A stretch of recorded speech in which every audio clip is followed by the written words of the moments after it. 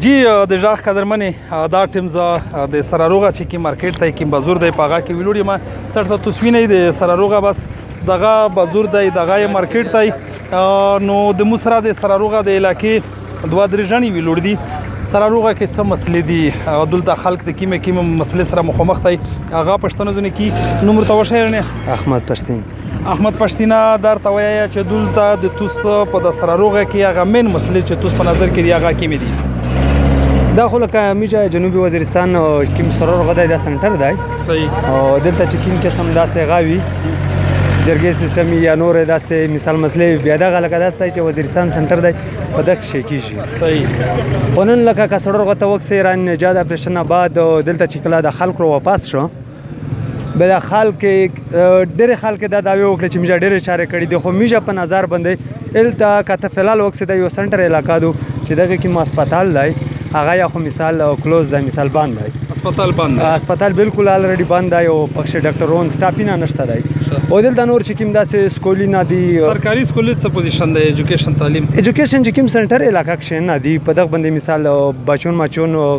سټډي کوي پڑھائی کیږي پرایویټ کې کا په سرکاري کې سرکاري کې یو سکول دی الریډي چې دا میجا و د های سکول و خدای سی پی ایس نه جوړ کو وایټ کالج نوم یې ورکړی دی د سره اور چې کوم سکول دی په دغه باندې وس پڑھائی کیږي سرکاري او دلته چې کوم نور سکول نه دی د عوام لپاره پرایویټ پګ کې سټډي کښلي ورکوي پڑھائی لکه مثال او په پرایویټ شي کیږي نور دلته الریډي چې کوم سرکاري سکول نه دی دا باندې تاسو چې کوم های سکول و هغه وایټ سکول ته بدل شوی دی امیر چې کوم خپل های سکول و هغه وایټ کالج ته بدل شوی په کل مثال په کلی کې شو یو نیم بچای ورخلی خو هغه د داس ورخلی چې هغه سپورشت وي هغه مثال یو نیم بچای په پیرا کلی شو مطلب هم خاص سړی ته بدا کې داخلي ملول مشکل دي ډیر مشکل دي دلته د شی به څه باندې واسطه کی دي څه شی به خو چې کومه دای سنټر علاقې دي په داشه شتادای فلال خو چې کومه د سره میجا ورته ای داسې دولت ابي لنګر خل ورته ای په داشه بالکل د چله بشتانه هغه خلک په دنن سبو 2022 د ورکشه چې کومه ځانډنه ډینګي وي چخته ورنه برتلې بیا اخال کې چلی هغه هر یک شی زغپل ګرځیدل یا پای یک شی وس هغه په استعمالي هغه ډینګي ژوند ته نوم رښتا وشایا شریار خان شریار تو په نظر کې دغه علاقې من غوټه مسلې چې کومې دی هغه میرا مسلې خدا دی چې هسپتال هم شته دی او ډاکټرونه په شکشنی او بلې چې کیما دو به ډېر غوټه مسله ده دلته د شی به چې ډېر غوټه مسله ده بلې چې میجا په خراب باندې برابري ډېر لره ځای